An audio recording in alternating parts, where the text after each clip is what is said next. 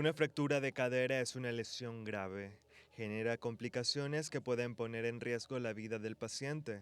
Las personas mayores corren un mayor riesgo de fracturarse la cadera porque los huesos tienden a debilitarse con la edad.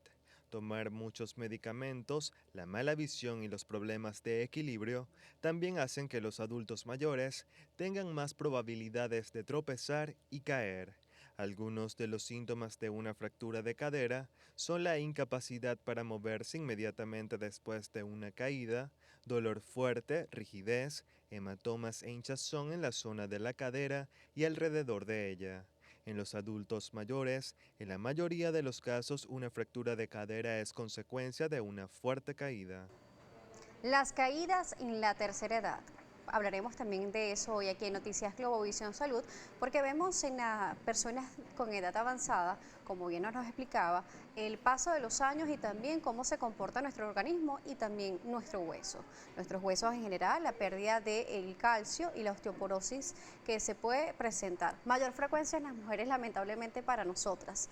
Pero, ¿qué sucede? ¿Cómo podemos hacer prevención con estas personas? Podemos estimularlos para que caminen, hagan ejercicios, pero también cómo tratar de educar a la tercera edad para que sepa que hay actividades que lamentablemente no pueden hacer con mayor frecuencia. Claro, recuerda que esta edad es una edad de rebeldía, volvemos a la niñez casi, ¿no?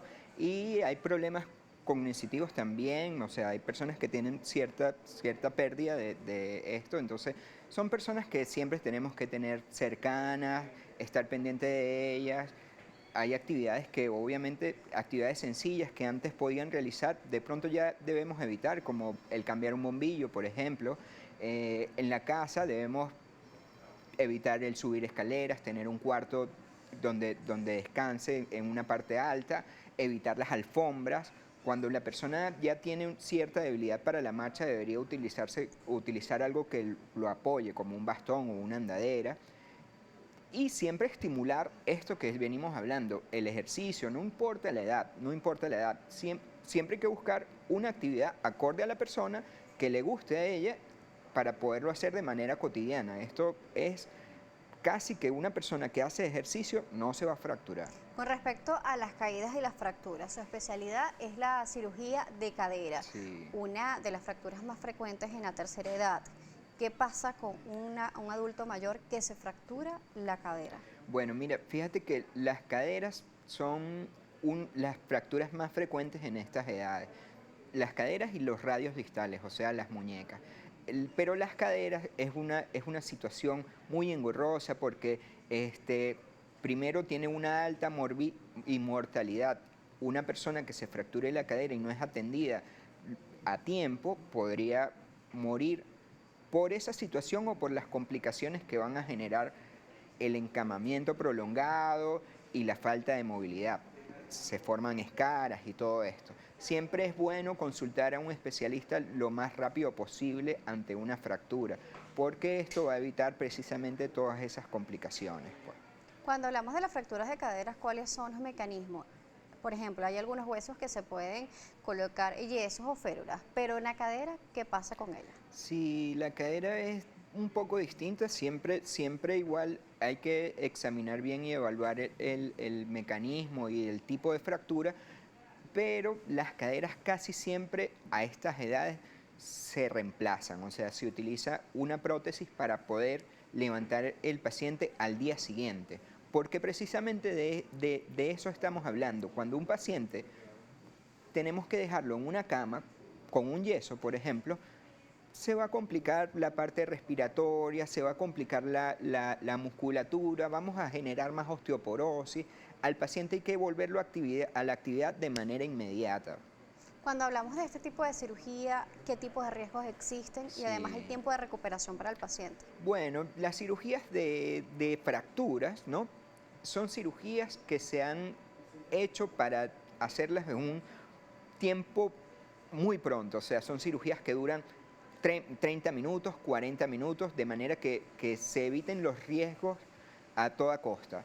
Entonces, y al El siguiente, reemplazo de cadera. sí, son cirugías que duran muy poco tiempo, se utilizan mecanismos para disminuir el sangrado y evitar complicaciones y poder a activar al paciente al día siguiente. El paciente el día siguiente empieza a caminar, porque precisamente es lo que se quiere evitar, pues que el paciente esté acostado, que ¿Debe ser rehabilitación luego de la cirugía?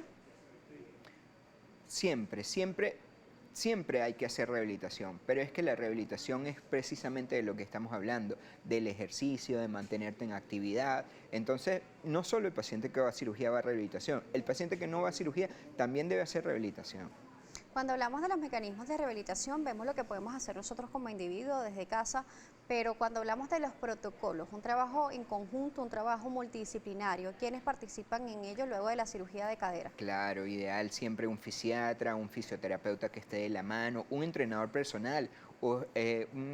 Eso va a ayudar a que este paciente, un terapista respiratorio, hay muchas personas alrededor, un psiquiatra, hay muchas personas alrededor de todo esto porque precisamente son personas muy vulnerables que necesitan de eso, de cariño, de amor, de estar encima de ellos. ¿Debe existir algún cuidado especial luego del reemplazo de cadera?